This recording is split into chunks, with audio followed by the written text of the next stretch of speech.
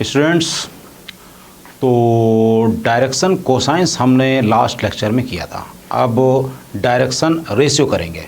Direction cosine पे कितना ही simple question आया था अभी 2019 का जो हमने सॉल्व किया था। मतलब उसमें तो बस क्वेश्चन आने भर की देर थी, उसको तो सॉल्व करना cos l square plus m square plus n square equal to 1, तो बहुत ही सिंपल क्वेश्चन था। ऐसा ही है डायरेक्ट, ये हमने बताया था 3 डायमेंशनल ज्योमेट्री, ऐसा ही है चैप्टर, बहुत ईजी होता है ये। अभी हम लोग क्वेश्चन भी सॉल्व करेंगे। तो आते हैं अब डायरेक्शन रेशियोज पर। डायरेक्शन रेशियोज, इसको ऐसे भी लिख सकते हैं।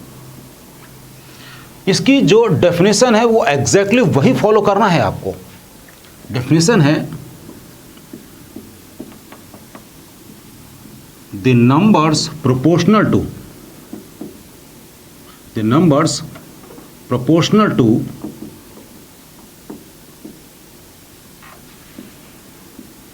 direction cosines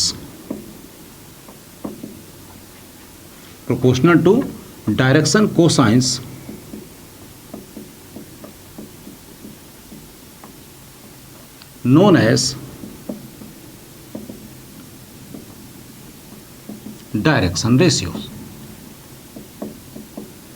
the numbers proportional to direction cosines known as direction ratios. Okay, तो अभी जब हमने डायरेक्शन कोसाइन निकाली थी ओपी की,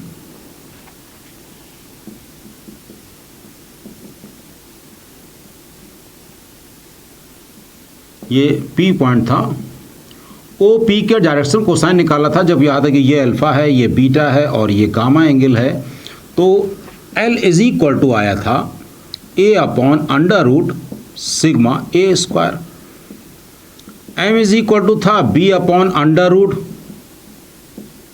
और N इज इक्वल टू था C upon under root sigma A square. क्या लिखा है? The numbers proportional to direction cosines known as direction ratio.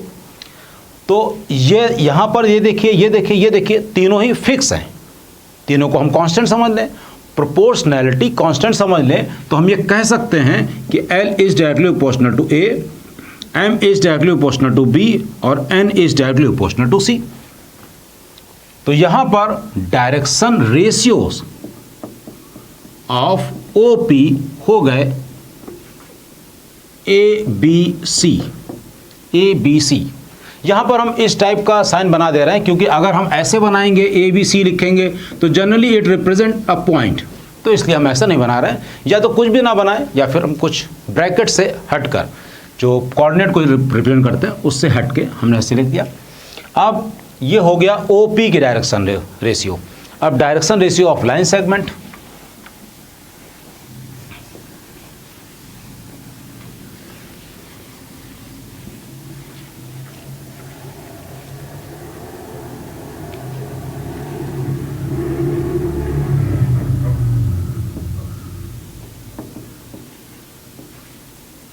direction ratios of a line segment,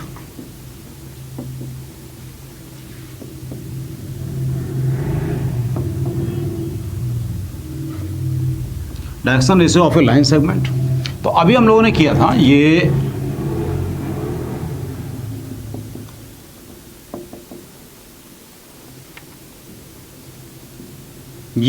कोई एक पॉइंट लिया था A1 B1 C1, A2 B2 C2। तो हमने इसमें लिखा था कि L is equal to A2 minus A1 upon AB, यानी कि under root A2 minus A1 square. M is equal to B2 minus B1 upon under root sigma A2 minus A1 square, और N is equal to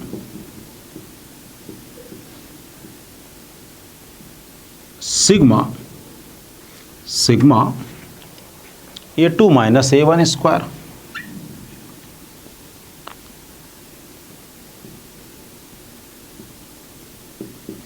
तो यहाँ पर देखा जाए, यहाँ पर देखिए कि ये जो लिखा है सिग्मा अंडर रूट में सिग्मा, ये हो गया, ये हो गया, ये तो फिक्स है, ये फिक्स है। इसको हम प्रोपोर्शनैलिटी कांस्टेंट समझ लेंगे। तो हम यहाँ पर अब लिखेंगे कि L is directly proportional to A2 minus A1, M is directly proportional to B2 minus B1 और N is directly proportional to C2 minus C1। तो डायरेक्शन रेशियो ऑफ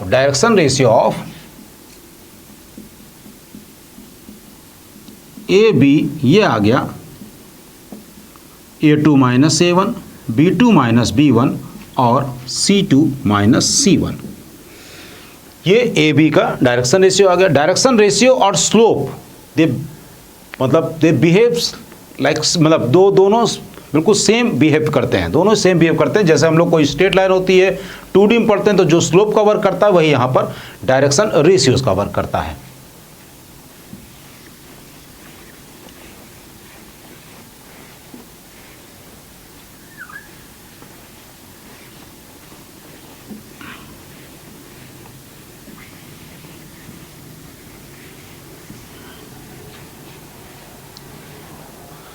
अब इसमें डायरेक्शन रेशियो हमने निकाल लिया। नोट, इफ 3 पॉइंट्स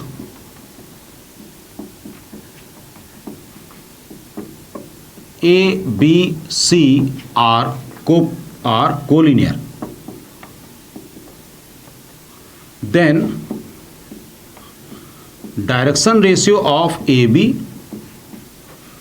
और direction ratio of BC ये दोनों सेम होंगे। अब इसके बाद क्वेश्चन हो, find direction cosine of lines whose direction ratios are, पहला वाला पार्ट है 1, 2, 3 और B है 2, 4, 6। हमको डायरेक्शन कोसाइन निकालना है उन लाइन का जिनका कि एक का डायरेक्शन रेशियो 1, 2, 3 है तो दूसरे का 2, 4, 6 है। तो ओके, सॉल्यूशन पहले A के लिए करते हैं। डायरेक्शन कोसाइंस क्या हो जाएंगे, 1 upon under root 1 + 4 + 9, 2 upon under root 1 + 4 + 9, 3 upon under root 1 + 4 + 9। तो ये आ गया 1 अपॉन रूट 14, 2 अपॉन रूट 14 और 3 अपॉन रूट 14। कुछ मतलब की बात अभी निकल कर आएगी, कुछ मतलब की बात अभी निकल के आनी है।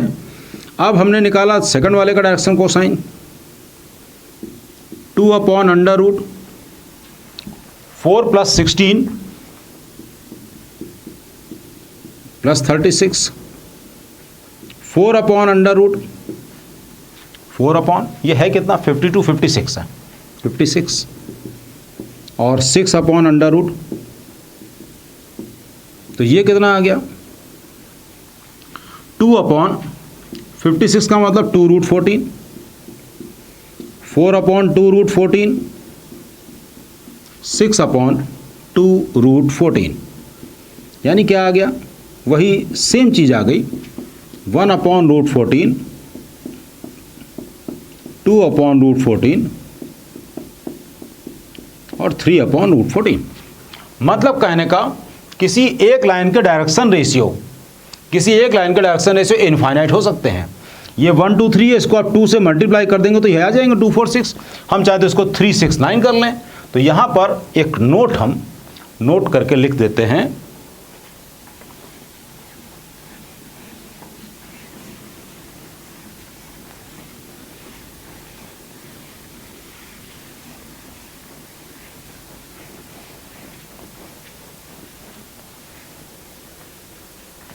नोट करके लिखा, a line can have infinite direction ratios. But has unique direction cosine, लेकिन वो एक ही होगा। किसी एक लाइन के डायरेक्शन रेशियो इनफाइनाइट हो सकते हैं, लेकिन डायरेक्शन रेशियो इनफाइनाइट हो सकते हैं, लेकिन डायरेक्शन कोसाइन वो कोई एक ही होगा। अब आगे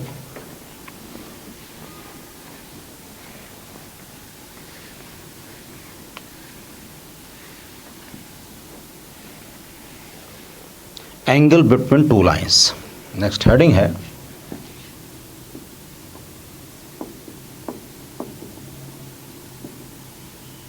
एंगल बिटवीन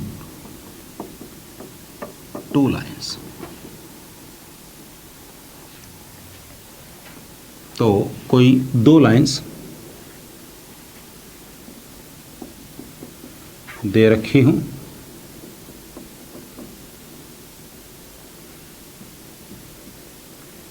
हमने कोई दो लाइन एज्यूम कर ली, कोई भी दो लाइन एज्यूम कर ले रहे हैं।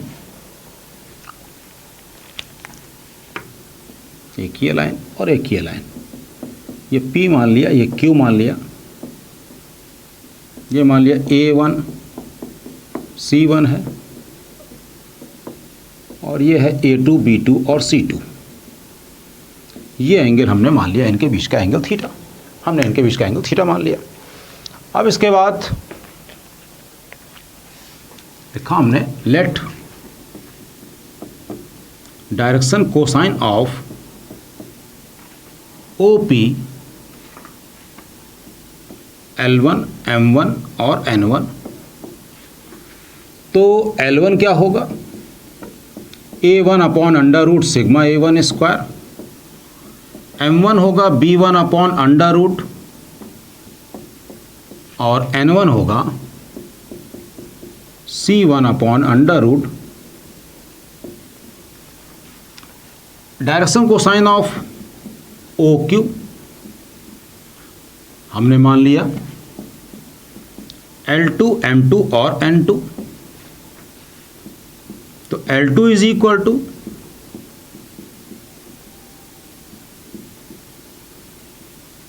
M2 is equal to sigma, और N2 इज इक्वल टू, ये आ गया, ये हमने लिख लिया। अब ट्रिग्नोमेट्री में कोसाइन रूल होता है, कोसाइन रूल होता है, तो वही कोसाइन रूल यहां पे लगा देते हैं। Cos theta is equal to OP square plus OQ square minus PQ square upon 2 times OP into OQ।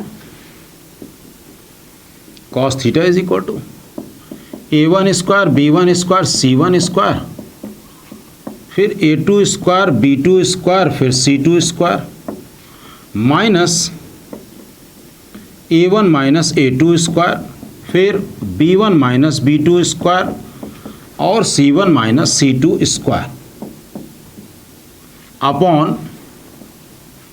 Upon 2 times under root A2 square. तो cos theta is equal to,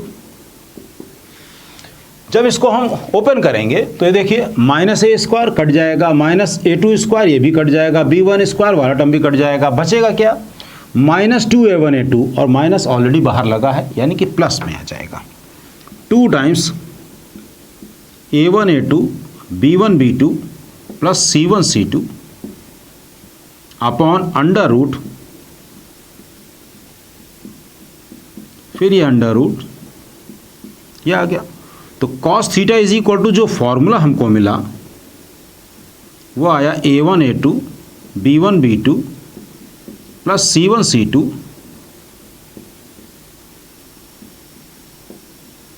sigma A2 square. ये हमको formula मिल गया in terms of direction ratios. In terms of direction ratios हमको ये formula मिल गया। अब आगे इसी को हम अब इन टर्म्स ऑफ डायरेक्शन कोसाइंस भी करते हैं। तो ये चीज़ हम पूरा रब कर दे रहे हैं, ये फॉर्मूले को इसको रब नहीं कर रहे हैं।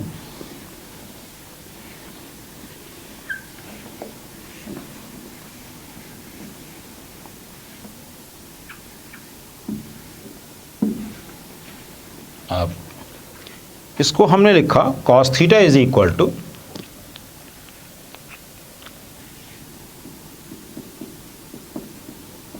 A1 upon under root sigma A1 square, A2 upon under root sigma A2 square,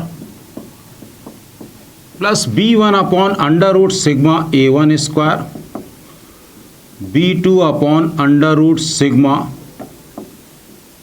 और फिर C1 upon under root C2 upon under root sigma A2 square. तो जैसा कि यहाँ दे रखा है L1 है A1 अपॉन इतना, L2 है A2 अपॉन इतना, तो ये फॉर्मूला क्या बन गया, cos theta is equal to L1 L2 plus M1 M2 plus N1 N2, ये आ गया। ये एक formula in terms of direction cosines हो गया, in terms of direction cosines. अभी इसमें जब ये पैरेलल हो या परपेंडिकुलर हो इसके लिए कंडीशन भी निकाल लेते हैं। और एक और फॉर्मूला, ये तो हम cos थीटा का तो जनरली आप बुक वगैरह में सब जगह देखा करते हैं कि ये cos थीटा के लिए है, साइन थीटा के लिए भी फॉर्मूला हम डिराइव कर ले रहे हैं, साइन थीटा के लिए भी फॉर्मूला डिराइव कर ले रहे हैं। और वहाँ से दो लाइन्स अगर पैरेलल हैं उसके लिए कंडीशन भी बहुत ईजिली निकल जाती है। कैसे समझते हैं बात को, sine theta is equal to under root of 1 minus cos square theta is equal to, हमने इसको लिखा, इस 1 को लिखा under root L1 square plus M1 square plus N1 square, फिर L2 स्क्वायर और minus cos square theta L1 L2 का whole square. ये L1 L2 plus M1 M2 और ये प्लस N1 N2 का होल स्क्वायर। इसको हम थोड़ा और इधर लिख देते हैं, minus times L1 L2 M1 M2 और प्लस का होल स्क्वायर, ऐसे लिख दिया। इसको जब पूरा मल्टीप्लाई कर देंगे तो ये आएगा L1 M2 minus L2 M1 whole square, LM हो गया MN M1 N2 whole square और प्लस होल स्क्वायर, ये आ गया साइन थीटा। अब if lines are parallel, if lines are parallel तो थीटा जीरो हो जाएगा, थीटा जीरो हो जाएगा तो होगा क्या, L1 M2 plus M1 N2 N1 L2। अब 3 परफेक्ट स्क्वायर्स का सम जीरो कब होगा, जब इंडिविजुअल जीरो हो, मतलब ये जीरो हो, ये जीरो हो, ये जीरो हो। यहां से हमको क्या मिल गया, L1 upon L2 M1 upon M2 is equal to N1 upon N2। और इसी से ही हम लोग in terms of direction ratios भी लिख सकते हैं, क्योंकि उसमें तो फर्क under root sigma A1 square या under root sigma A2 square होता है। तो यहाँ से हम ये भी लिख सकते हैं A1 upon A2 C1 upon C2। ये हो गई condition when two lines are parallel. If lines are perpendicular, यहाँ पे लिखते हैं इफ लाइन्स आर परपेंडिकुलर, तो इस केस में L1 L2 M1 M2 zero होगा, या A1 A2 ये भी जीरो हो जाएगा। थीटा 90 हो गया, कॉस 90 जीरो। तो ये कंडीशन हमको मिल गई if lines are perpendicular. Okay, तो I think angle between two lines बहुत अच्छे से हम लोगों ने डिफाइन कर लिया है। अब आगे करते हैं हम लोग।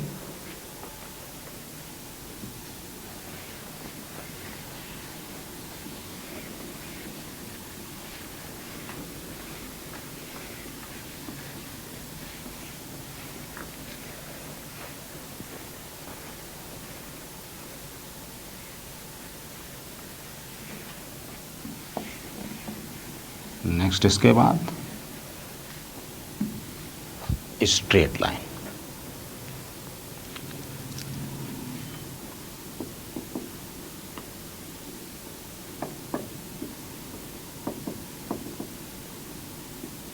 Straight line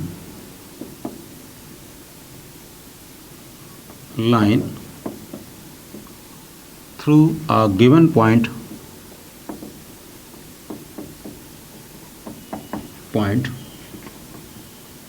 and parallel to given vector. Straight line through a given point and parallel to given vector. तो इसमें ये O है, A से पास हो रहा, ये मान लिया P है, ये हमने वेरिएबल वेक्टर R ले लिया। कह रहा है A से पास हो और B के पैरेलल हो। A से पास हो और B के पैरेलल हो। O तो ओरिजिन है, तो B के पैरेलल है तो इसको हम B times T times B कर लिया। तो ये R is equal to OP बराबर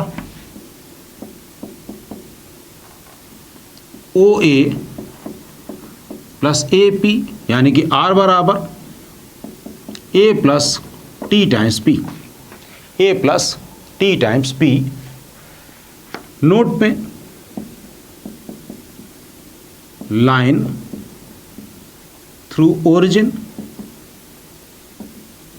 तो R is equal to T times B हो जाएगा, T टाइम्स B हो जाएगा। ये हो गया वेक्टर फॉर्म। ये हम कहेंगे कि ये वेक्टर फॉर्म है। अब इसमें कार्टेशियन फॉर्म,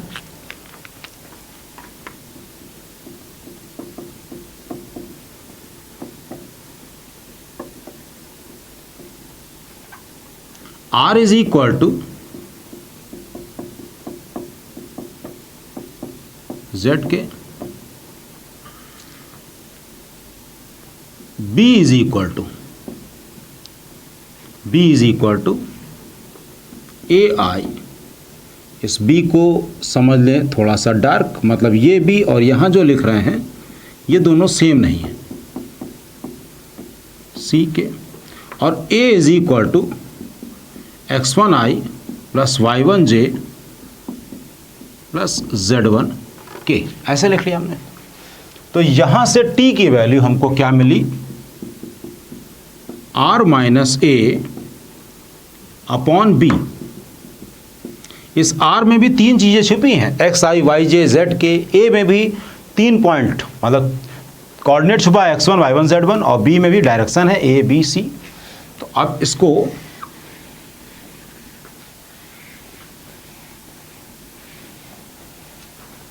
हमने लिखा x minus x1 upon A, y minus y1 upon B is equal to z minus z1 upon C। तो ये यहाँ पे एक्स वाई जेड है, A का मतलब x1 I1 Z1 और B का मतलब AI BJ CK। तो उसके एक एक चीज x minus x1 upon A। यहाँ पर इसके डायरेक्शन रेशियो ये हो जाते हैं ABC, और किस पॉइंट से पास हो रही है, x1 Y1 Z1 से। ये हो गई कार्टेशियन फॉर्म। अब आते हैं पैरामेट्रिक फॉर्म पे।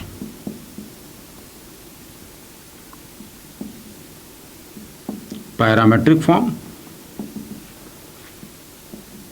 इसमें क्या करेंगे,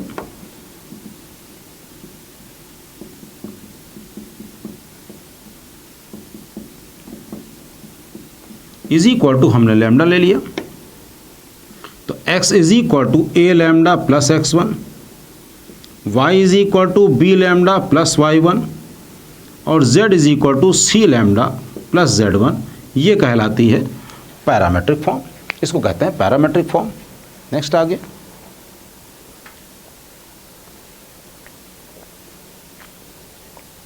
अब स्ट्रेट लाइन, इसी में ही हम एक काम और कर लेते हैं, इक्वेशन ऑफ एक्स एक्सिस,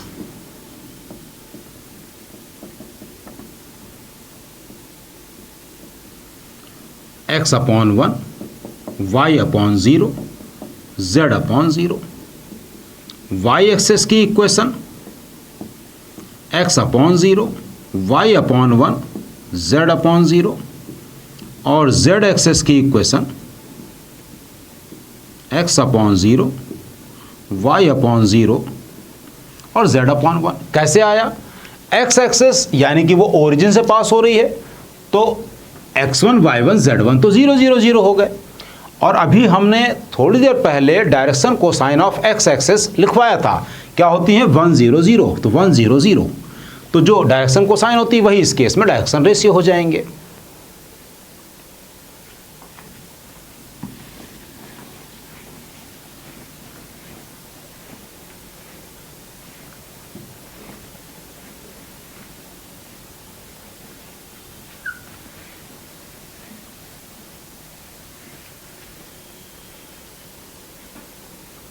अब है इक्वेशन ऑफ लाइन,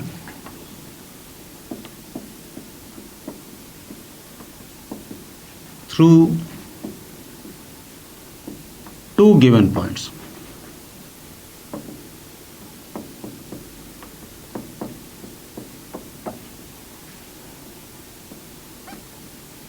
तो ये इसमें क्या करेंगे,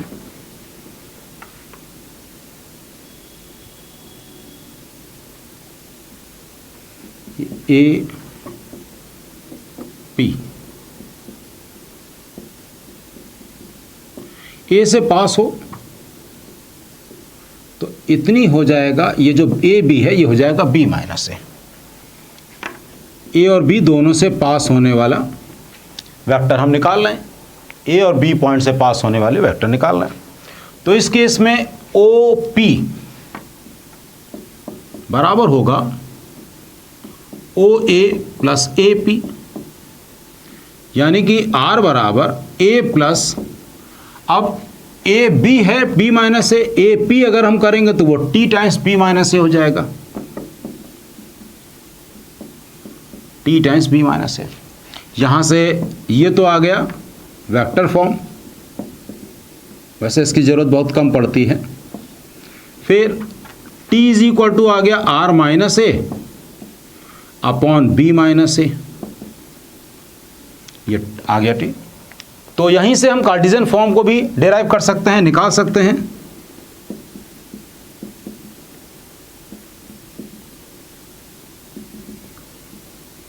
कार्टेशियन फॉर्म को x minus x1 upon x2 minus x1 is equal to y minus y1 upon y2 minus y1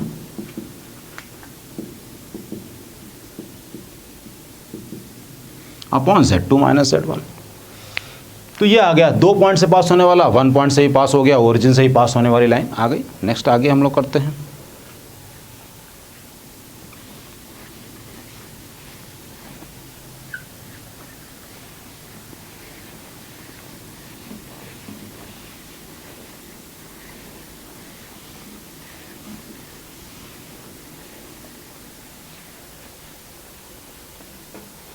अब एंगल बिटवीन टू लाइंस,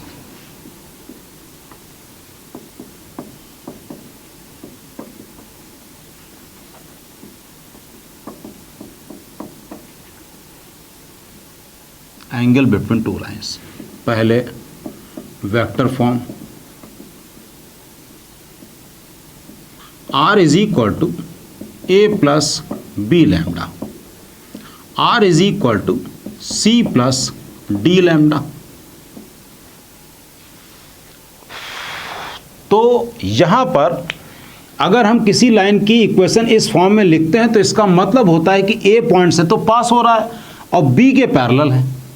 तो y is equal to M X plus C में अगर हम angle की बात करते हैं तो c का कोई रोल नहीं होता है, रोल होता है m का। तो यहाँ पे भी ये b बता रहा है कि इस वेक्टर की, इस लाइन की डायरेक्शन क्या है, ये b बता रहा है, इसमें ये d बता रहा है, यानी कि एंगल जो होगा cos थीटा उसमें a और c का कोई रोल नहीं है, वो हो गया b dot D upon mod of b mod of d। ऐसे ही कार्टेशियन फॉर्म में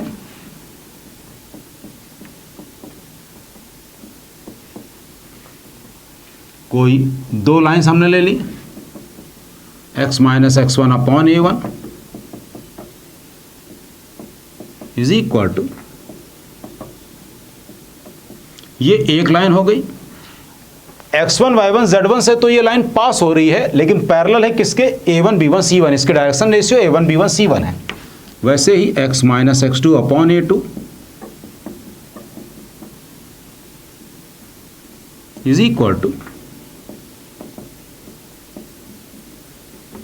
तो इस केस में direction ratio of first a1 b1 c1 और इसके direction ratio a2 b2 c2 है। तो cos theta is equal to a1 a2 b1 b2 plus c1 c2 upon under root a1 square b1 square c1 square, फिर under root a2 square b2 square c2 square. ये तब हम use करेंगे जबकि Cartesian form given है और ये vector form के लिए। इसमें बेस्ड एक क्वेश्चन कर लेते हैं।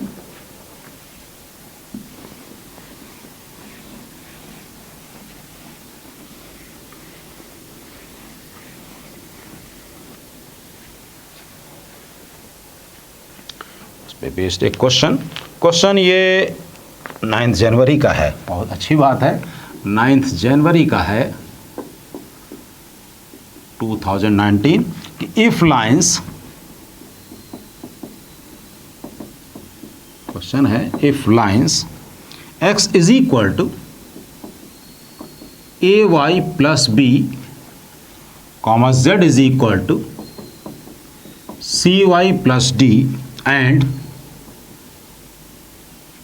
x is equal to a dash z plus b dash और y is equal to c dash z plus d dash are perpendicular, then condition given है a dash plus c dash is equal to 0, फिर a b dash b c dash plus 1 is equal to 0, b b dash plus c dash plus 1 is equal to 0 और d है c dash plus a।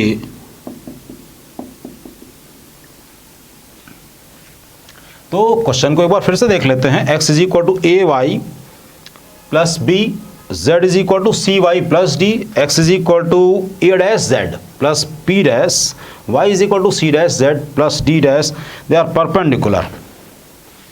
तो यहाँ से x minus b upon a is equal to y upon 1 समझ लें। यहाँ से y कितना है, z माइनस डी अपॉन सी, ये पहली लाइन हो गई। बात समझ में आ गई है? बात हमने क्या करी है, यहाँ से y बराबर x माइनस बी अपॉन ए और यहाँ से y बराबर z माइनस डी अपॉन सी, y की दोनों वैल्यूज इक्वेट कर दी, ये कार्टेशियन फॉर्म बन गई। ऐसे यहाँ से z की वैल्यू इक्वेट कर दे रहा है। z की वैल्यू क्या है, x minus b dash upon a dash is equal to z की ही वैल्यू कितनी है, y minus d dash, y minus d dash upon c dash is equal to z upon 1। ये हो गए सेकंड इक्वेशन। ऊपर इनसे तो कोई मतलब ही नहीं है हमको, क्योंकि इन पॉइंट से पास हो रहा है, इन पॉइंट से पास हो रही है। तो खोती कंडीशन क्या है, A dash plus 1 into C dash plus C into this is equal to 0। Condition if two lines are perpendicular, अगर दो लाइन परपेंडिकुलर होती है तो कंडीशन होती है a1 a2 plus b1 b2 plus c1 c2 बराबर 0।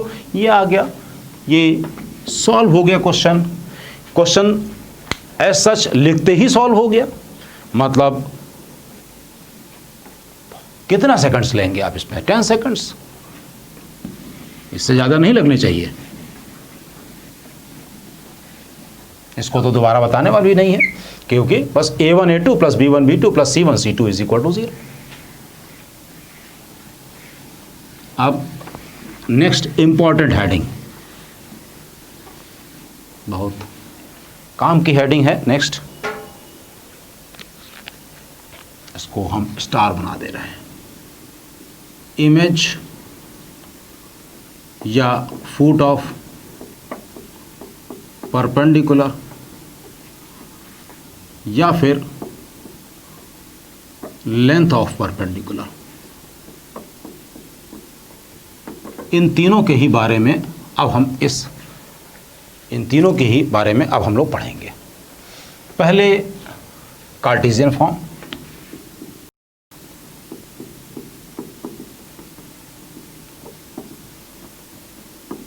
तो इसमें हम आपको प्रोसीजर समझाएंगे कि ऐसे क्वेश्चंस को कैसे सॉल्व करते हैं। समझिए,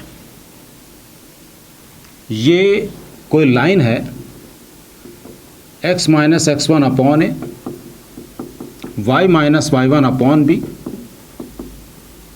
अपॉन सी। ये कोई पॉइंट है P, अल्फा बीटा गामा, कोई भी पॉइंट हमने P ले लिया है।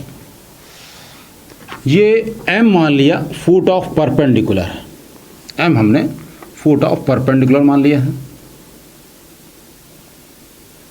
Q point alpha 1 beta 1 gamma 1 ये हमने मान लिया इसकी इमेज है। हम आपको पूरा प्रोसीजर समझाएंगे, प्रोसीजर बहुत ध्यान समझिएगा। इस लाइन को हमने मान लिया RS, तो डायरेक्शन रेशियो ऑफ RS क्या है? A, B और C। ये कुछ नंबर की फॉर्म में होगा, 2, 3, 5 टाइप का। डायरेक्शन रेशियो ऑफ PQ वो तो खैर बाद में देखेंगे। Let the coordinates of M, let M हमने माने इज इक्वल टू, हमने ले लिया R, is equal to R ले लिया, तो M के कोऑर्डिनेट्स हमने मान लिया AR plus x1 BR plus y1 और फिर CR प्लस z1। ये हमने M के कोऑर्डिनेट्स मान लिए। फॉर सम R ये M के कोऑर्डिनेट्स हो सकते हैं। अब वो सम R क्या है? PM के डायरेक्शन रेशियो निकालते हैं। डायरेक्शन रेशियो ऑफ PM ये क्या होगा? Alpha minus AR plus x1 beta minus में beta minus BR minus y1 और gamma minus CR minus z1। ये हो गए भाई x2 minus x1 y2 minus y1 z2 minus z1 से, मतलब कोई एक पॉइंट M के कोऑर्डिनेट्स ये दे रखे हैं, P के दे रखे हैं, तो डायरेक्शन रेशियो कैसे निकालते हैं? Alpha minus this, beta minus इतना, गामा माइनस इतना। अब इसके बाद का प्रोसीजर, RS परपेंडिकुलर है PM के, RS परपेंडिकुलर है PM के, तो A into this, A into alpha minus AR minus x1 plus B into A1 A2 plus B1 B2 plus C1 C2 is equal to 0 लगा रहे हैं। A1 A2 plus B1 B2 plus C1 C2 is equal to 0 if two lines are perpendicular whose direction ratios are A1 B1 C1 and A2 B2 C2। तो B into this one beta minus BR plus c times gamma minus c r minus Z1 is equal to 0। जब हम इसको 0 put करेंगे तो यहां से हमको R की वैल्यू मिलेगी। यहां पे हम पूरा प्रोसीजर बता रहे हैं। प्रोसीजर बताने के बाद अब आप अपने आप से कोई भी क्वेश्चन एज्यूम करिएगा और उसको आराम से आप निकालिएगा। यहां पे क्या हुआ कि हमको get the value of R, get the value of R, हमको R की वैल्यू मिलेगी जो कि हम इसमें पुट करेंगे। यहां पर हम पुट करेंगे, put in M, put in A, get coordinates of M,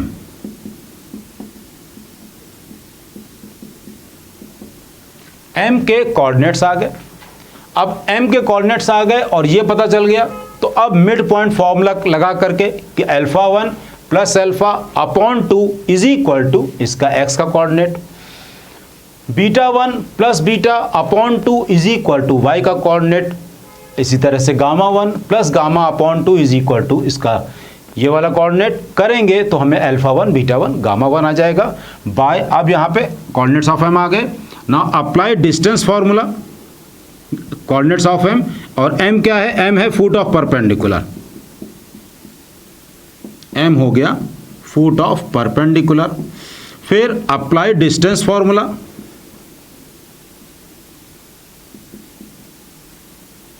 distance formula between A and M,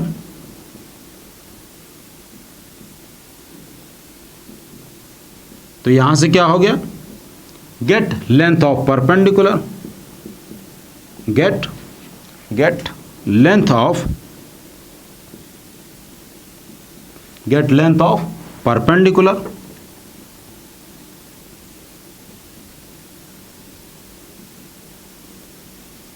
इसके अलावा ये फर्स्ट हो गया, ये सेकंड हो गया, और थर्ड वन इधर by using mid point formula get Q, Q का मतलब इमेज ऑफ P, Q का मतलब ये क्या है, इमेज ऑफ P। तो स्टूडेंट हमने बहुत डिटेल में बता दिया है। अब आप अपने आप से कोई भी एक लाइन ले लीजिए कि x minus 1 upon 2 is equal to y minus 3 upon 1 is equal to z plus 4 upon 7, whatever भी, और यहाँ पे कोई पॉइंट ले लीजिए 1 2 3 और उसकी इमेज निकालिए। फिर से पूरा हम प्रोसीजर आपको समझाते हैं कि क्या हुआ कि ये कोई लाइन दे रखी है और हमें इस पॉइंट की इमेज अबाउट दिस लाइन निकालनी है। तो सबसे पहले हम लोग क्या करेंगे कि इसका जो फुट ऑफ परपेंडिकुलर है उसको हम एज्यूम कर लेंगे कुछ इज इक्वल टू आर करके कि a r plus x1 b r plus y1 c r plus z1। हमने ये m के कोऑर्डिनेट्स एज्यूम कर लिए कि ये m के कोऑर्डिनेट्स हैं। इस लाइन ये है तो इसके डायरेक्शन रेशियो ABC है, वो हमने लिख लिए ABC, जो कि PM के परपेंडिकुलर है। अब PM के डायरेक्शन रेशियो क्या होंगे, x2 माइनस x1, इसके अल्फा माइनस जो भी इसका x कोऑर्डिनेट है, beta minus this, gamma minus this. PM के डायरेक्शन रेशियो आ गए, ये PM का डायरेक्शन रेशियो। PM और RS परपेंडिकुलर है तो A1 A2 B1 B2 C1 C2 लगा दिया। यहाँ से हमको R की कुछ वैल्यू मिल जाएगी, कुछ नंबर में वैल्यू मिलेगी, 3 4 5 जो भी हमें वैल्यू मिलेगी, वो R की वैल्यू उठा के हमने यहाँ पर रख दी। तो M के कोऑर्डिनेट्स आ गए, तो डिस्टेंस फॉर्मूला लगा लिया P और M में, तो लेंथ ऑफ परपेंडिकुलर आ गया। इसमें और इसमें मिड पॉइंट फॉर्मूला लगा दिया तो इमेज निकल आई, और फुट ऑफ परपेंडिकुलर तो ये अपने आप में है। क्लियर। अब वेक्टर फॉर्म भी पढ़ लेते हैं। इसमें वेक्टर फॉर्म में का भी हम प्रोसीजर आपको बताते हैं।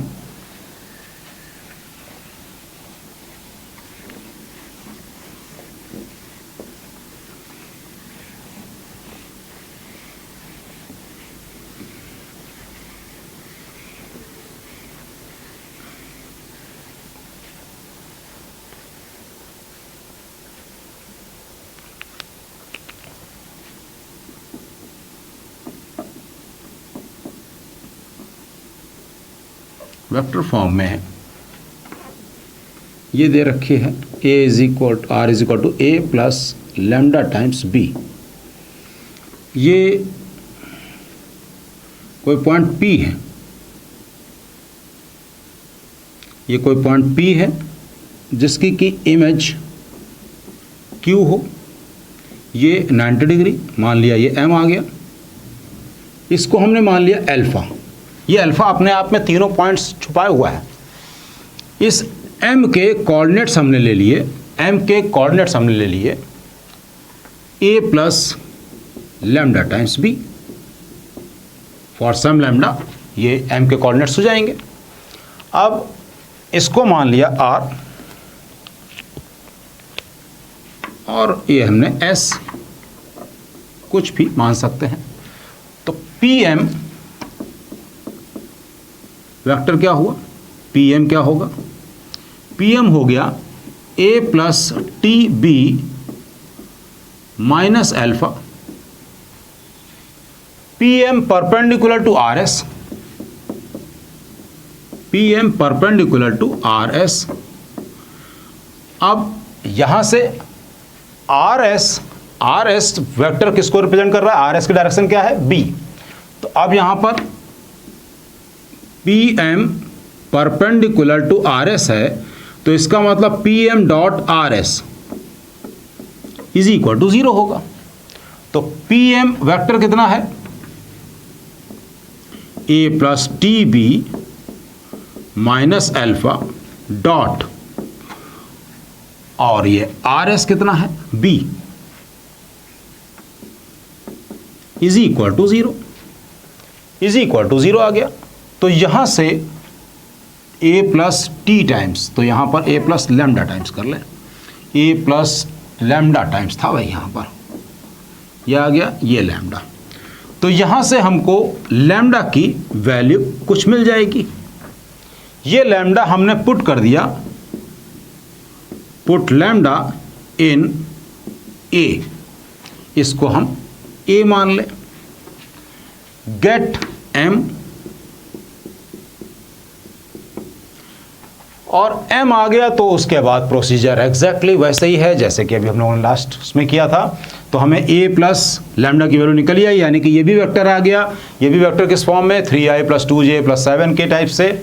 और अगर ये वेक्टर हमको निकल आया है तो उसके बाद आगे हमको m के कोऑर्डिनेट्स निकलने की ही देरी है। फिर उसके बाद ये पॉइंट तो हमको पता ही है और इसकी इमेज मिड पॉइंट फॉर्मूले से निकाल लेंगे।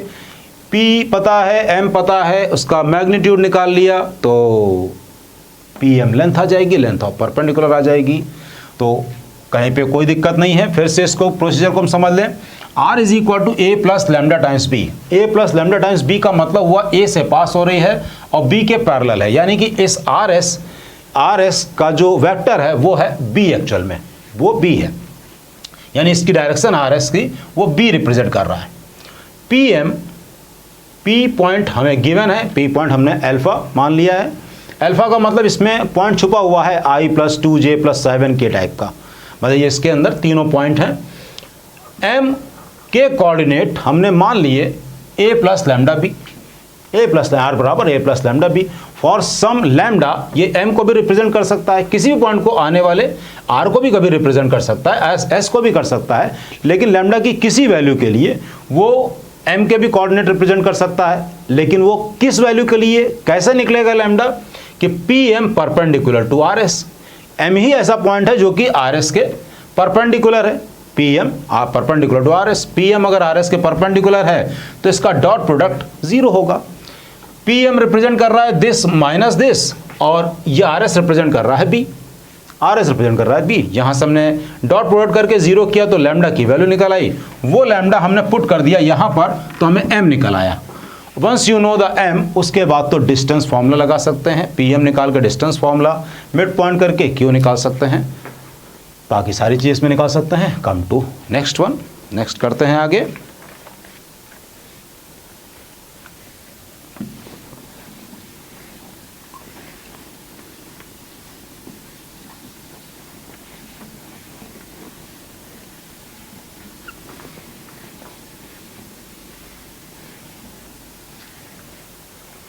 अब इसके बाद है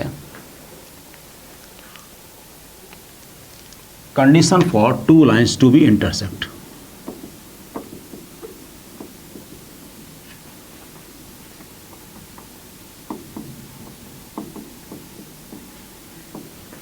टू बी इंटरसेक्ट, दो लाइन अगर इंटरसेक्ट हो, इसके लिए कंडीशन क्या होगी? तो दो लाइंस हमने एज्यूम करी, x minus x1 upon a1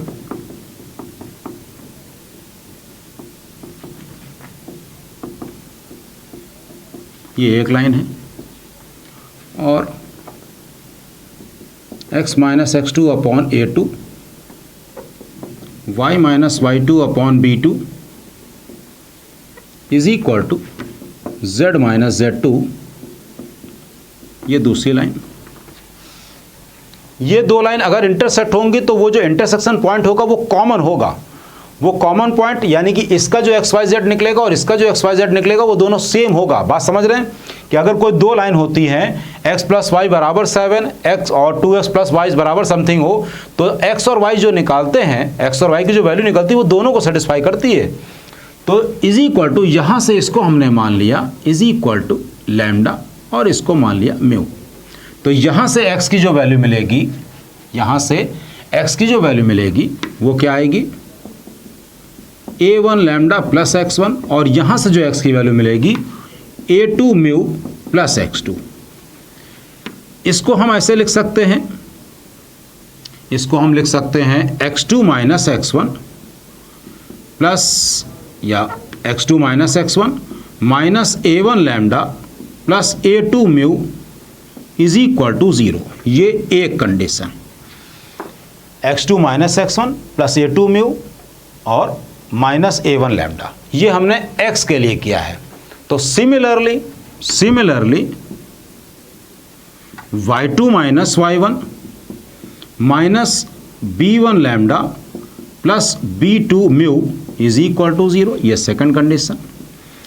और z2 minus z1 minus c1 lambda plus c2 mu is equal to 0, ये थर्ड कंडीशन। स्टूडेंट, अब यहाँ से हमको अगर ये लाइन इंटरसेक्ट कर रही हैं तो दो तरीके हैं, यहाँ से लैम्डा और म्यू की वैल्यू इन दोनों को सॉल्व करें, इसको सेटिस्फाई कर गया यानी कि दे आर इंटरसेक्टिंग। यहाँ से लैम्डा म्यू की वैल्यू निकाल के और यहाँ पे पुट कर दें।